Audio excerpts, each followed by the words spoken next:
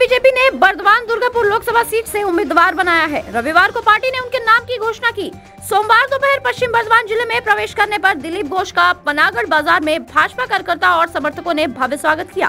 इस दिन दिलीप घोष के साथ बर्दवान सदर के बीजेपी जिला अध्यक्ष अभिजीत था। बर्दवान सदर के बीजेपी जिला अध्यक्ष रमन शर्मा समेत कांगसा के बीजेपी कार्यकर्ता और समर्थक मौजूद थे।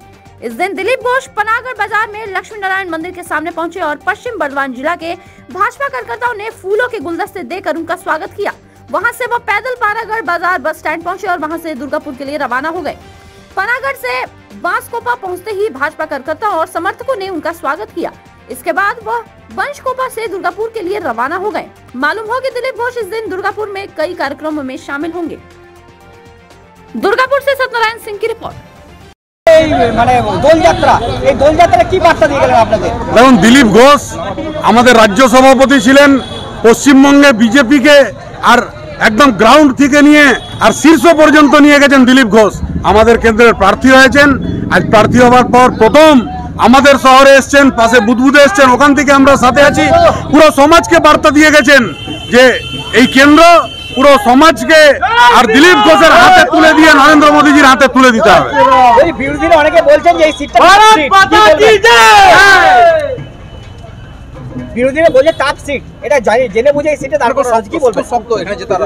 দেখুন, পশ্চিমবঙ্গটাকেই তো পুরো আর বোমা বন্দুকের আখড়া পরিণত করেছে।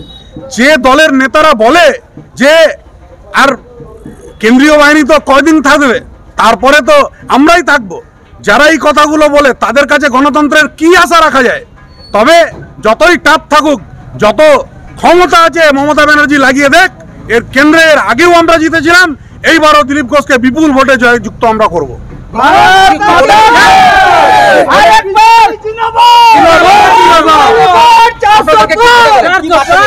দিলীপ ঘোষ আজকে কর্মীদের বার্তা দিয়ে গেলেন, পুরো সমাজকে বার্তা দিয়ে গেলেন।